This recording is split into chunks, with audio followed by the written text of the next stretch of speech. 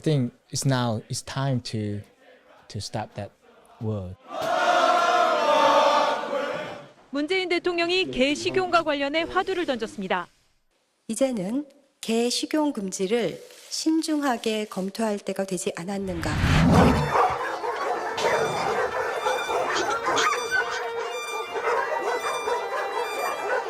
아주 가두면 안 되지. 좀 먹고 살 게 없는데.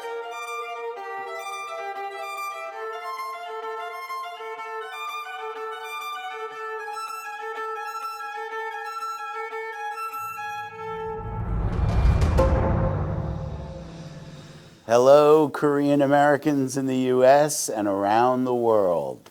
Thank you for watching. Hope and Oscar are doing very well. They're 4 years old now and more fun than ever. Hope was rescued from a dog sanctuary that a litter of Nureongi dogs had been dropped off. Yes, exactly.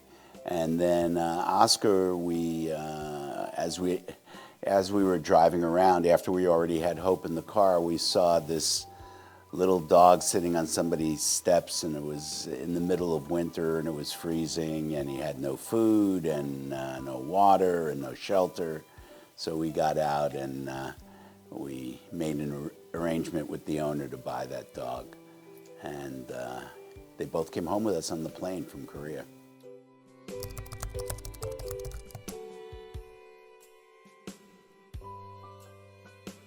Yeah, you know, the movie so far has had 675,000 views, so that people's minds are changing.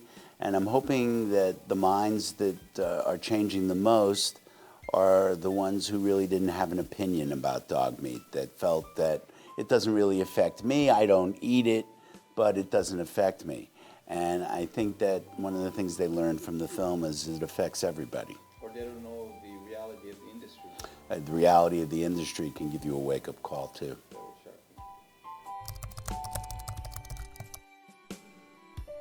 So my wife Claudia and her friend Tami Zussman got together. They became aware of the dog meat industry and wanted to do something positive, and started an organization called Dove Project, which brings dogs from the dog meat industry to the United States for adoption into good homes.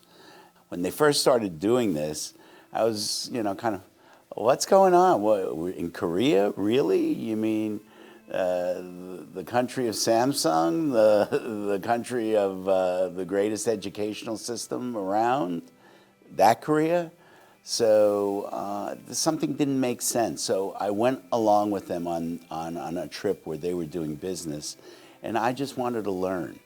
I wanted to learn what this was about. And what I learned was there was a lot of conflict and a lot of confusion, and a lot of bad energy between advocates and people from the dog meat industry. So what I saw was kind of this culture clash building, and I felt I was there at the right time, and I wanted to start capturing that story.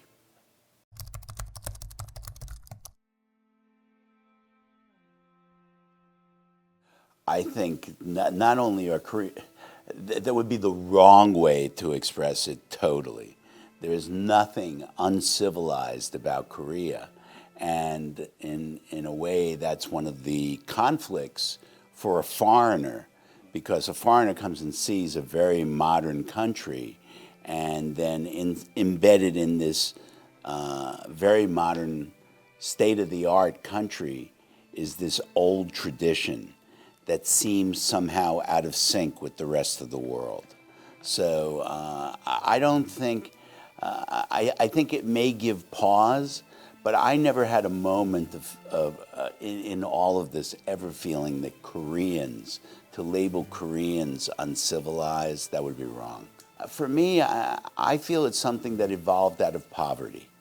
Korea was the poorest country in the world after the Korean War. there was no good livestock in the country, no good source of protein. The dogs were there, they were plentiful, and the dogs got through Korea through some tough time. I mean, you know, if that was the only available source of protein here, I guarantee you Americans would line up for dog meat. So, you know, poverty creates situations that later, when the poverty lifts, there should be change. And so I think that the people from the Dog Meat Association who say, this is part of our tradition, this is who we are, if they take this away, they're gonna kill our souls. It's such a big drama. It's only one kind of food, you know, it's really not the end of the world. And when you think of all the great things that can be accomplished, that we can finally stop having this conversation, that young Korean students going to school won't be teased anymore about a country of dog meat eaters, and you know, and there are 8.1 million Koreans who live outside of Korea, you know, who deal with the same thing, and we want to stop having that conversation already and focus on all the amazing.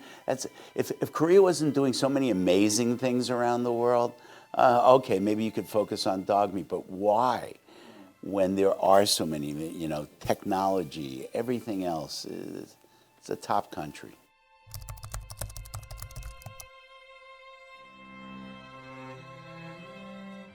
So the reason that I chose Korea and what is unique about Korea is that the farms are government sanctioned. They're not government sanctioned in China, and they're not government sanctioned in Vietnam or Cambodia or Indonesia. So, and in Indonesia now, I believe it's illegal. So that's why I picked Korea, because it has nothing to, it's not about Koreans, it's about the complexity of it, that it goes from the government to the people, you know? So I think that's why I would say I would want this film to be shown in China, in Vietnam. And through the experience, my experience in Korea, I think they'll start to see a pathway for themselves. I think you'll see a rise of advocates in both countries and realizing the benefits of ending the dog meat trade there too.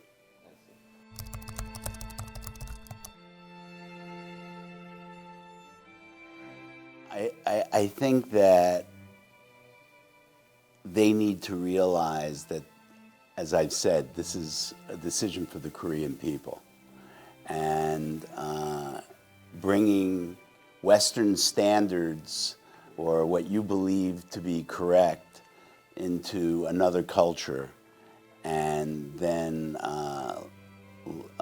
criticizing that culture at the same time, leaves no room for respect.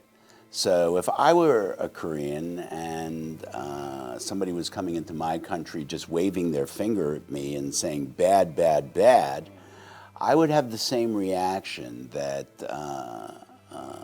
I know many Koreans have had. In the case of Jay Leno, I think it's something different. I think there we missed an opportunity. I don't think, I happen to know Jay personally, he's not a bad person. And we have to realize in this country and take ownership for it, that when GIs came back from the Korean War, there was a lot of talk about dog meat. Dog meat, it found its way into our comedy and humor. And unfortunately, I'm going to say, it was very acceptable to make these kinds of jokes. It was like everybody understood whether you didn't really mean it.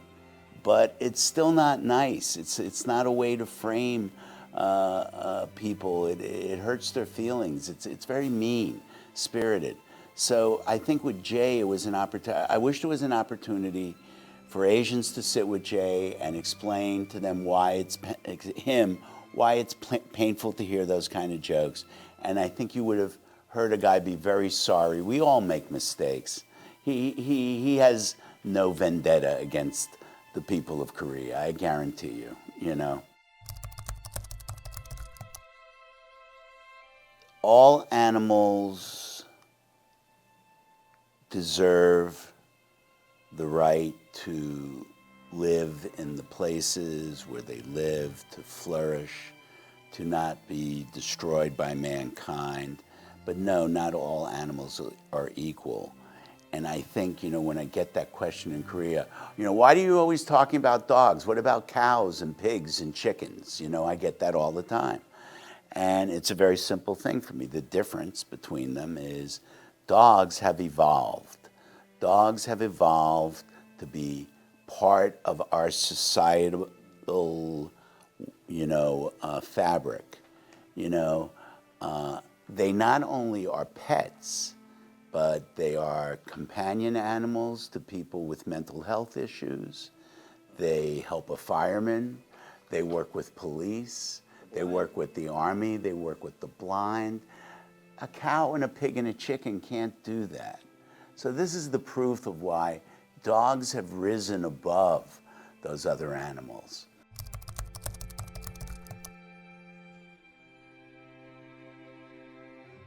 Absolutely.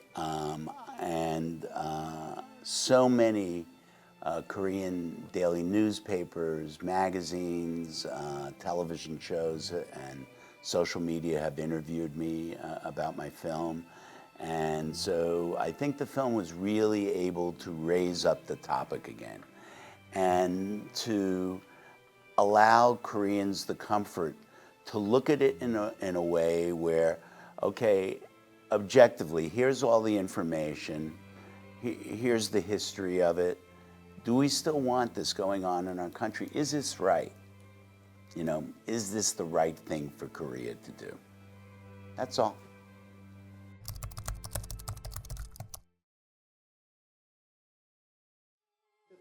Yes, I do, because it's his cultural experience growing up.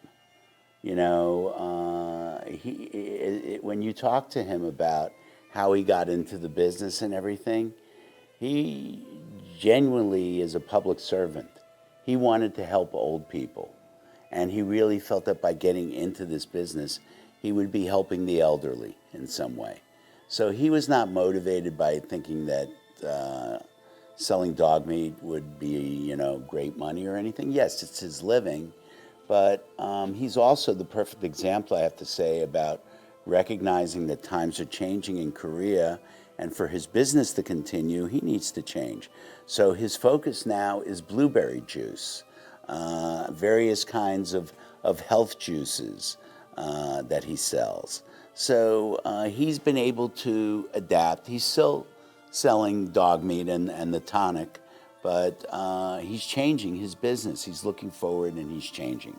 So, and you heard him say in the movie that, times are changing. There's nothing I can do about it.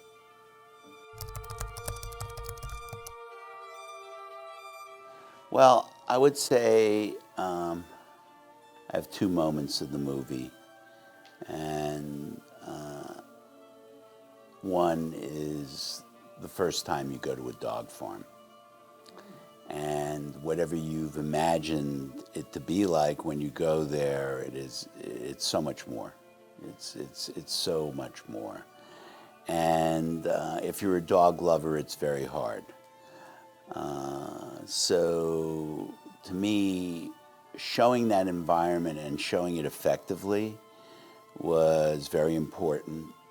I tried to really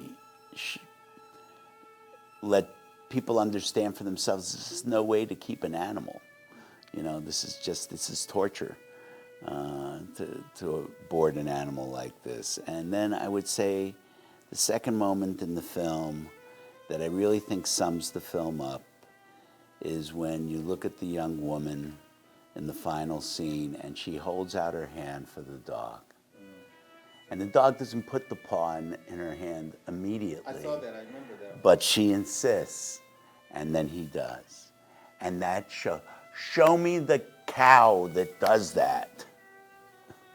Show me the chicken, the goat, whatever. That's the moment that it all crystallizes. There's only one kind of dog.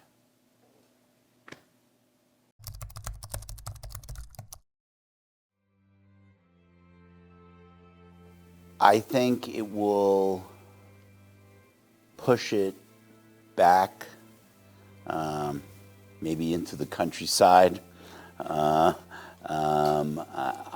don't know that it will get rid of it immediately. Old habits are hard to break, but I think with time, yes. The hope is always with the young people, isn't it? And the great part about Korea is all of the young people are unanimously not into dog meat. So I think the change is coming. It's inevitable.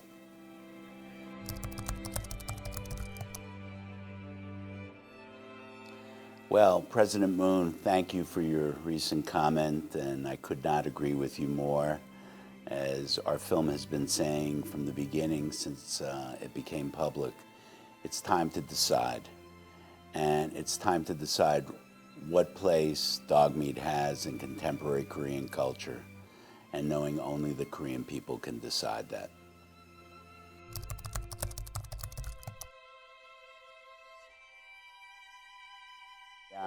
Well, listen, you know, if Korean Broadcasting Company wants to get together with me and do a series on this, where I'm happy to do it. I have lots of ideas, so you want to hook me up, you know, we can get that to happen.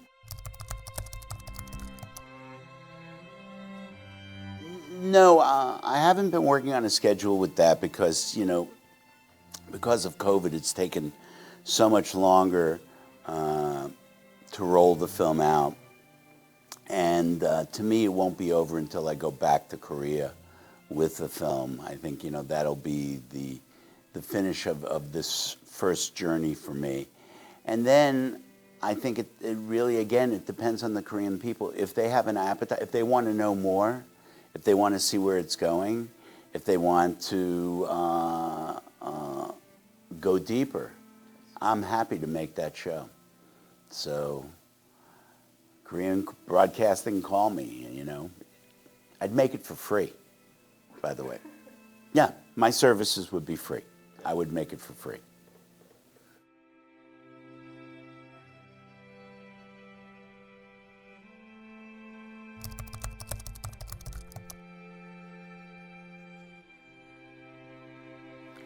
Well, what happened is Tami and I were taking a yoga class, and Tami and I have been friends for a long time.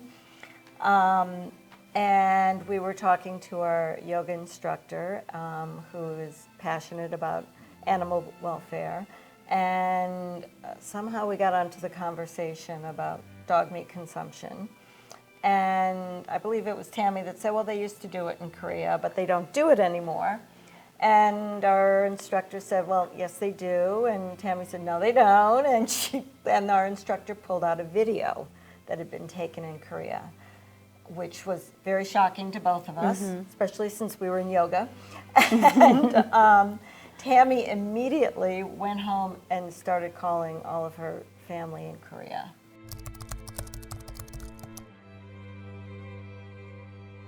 No, I didn't know. So what happened after you called around the people in Korea? I was really shocked. I was out of my mind shocked when I saw it. And then so I went and I did internet research first, online research. And what I found was I was shocked. So I called my cousins in Korea, my aunt, and I asked. And they were also sort of in the dark. And they said, oh, there's some people, old people, they still eat it. In the countryside, it's not prevalent. And so that's how we became Dove Project. Tami was really upset by it. And she said, well, we have to do something. And I said, we have to do something. And it just kind of organically grew from there. You know, as a Korean American, I have always been really proud of my heritage, and my best friend Claudia, I've always told her great things about Korea, and all my friends who are not Korean, I've always said, oh, Korea, so great, and this and that. I was so proud. And then when I found out about this dog meat trade, I felt like I was really embarrassed. And I felt I was betrayed by my own country, which is kind of stupid because my country never really did anything to betray me. It was always doing it, except I just didn't know about it. So I don't want our children, my children, or other Korean Americans, young people growing up here, to face that shame.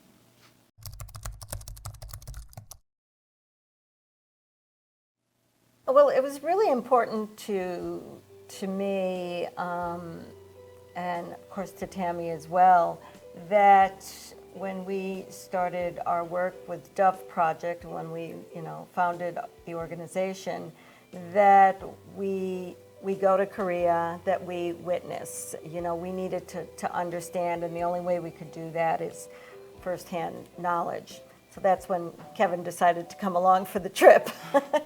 And we went in the dead of winter. But it was important to us from the beginning that our work not be judgmental in any way. We had seen a lot of, unfortunately, animal rights organizations that are very judgmental and just saying despicable things about, cultures or people. So it was always really important to us. And that was our mindset. That was my mindset when I went to Korea, was to learn. And, and it's about education. So I went there with an open mind and with respect. It was really, and that was genuine. And I, as I've said to many people, I grew up on a chicken farm. So who am I to pass any judgment about anyone? I'm not going to do that. So.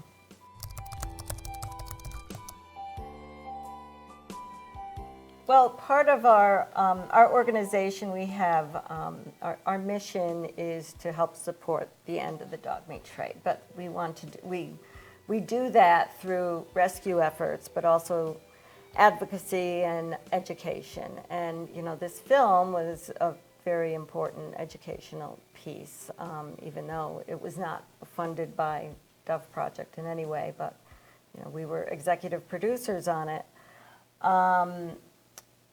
But so there are several organizations such as Dove Project that does do rescue work. We also work with boots on the ground in Korea, activists and animal welfare activists, educating people, because as you saw in the film, there was such a lack of knowledge of the reality of the dog meat industry.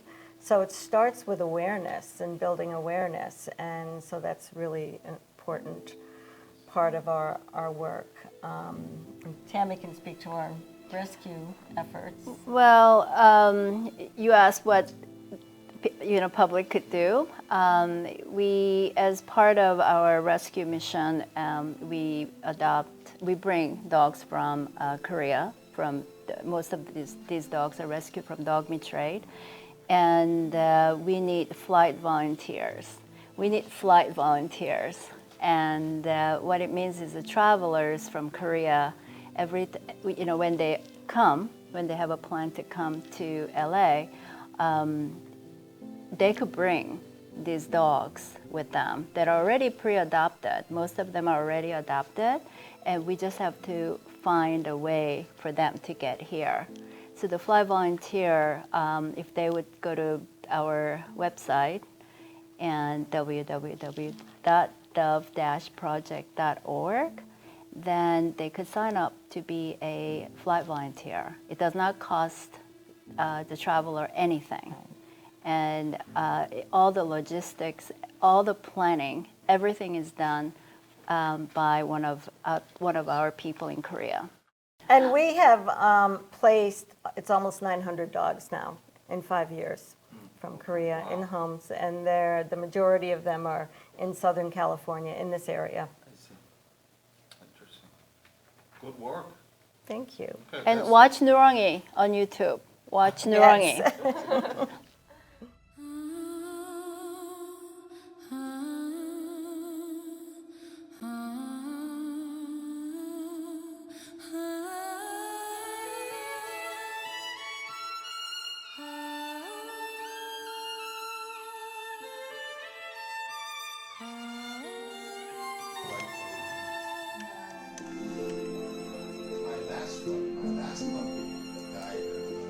Stop dogging it. Stop it. Watch Nureongi, alright? Please. 들어가세요. 들어가세요. 네. Bye. Thank you.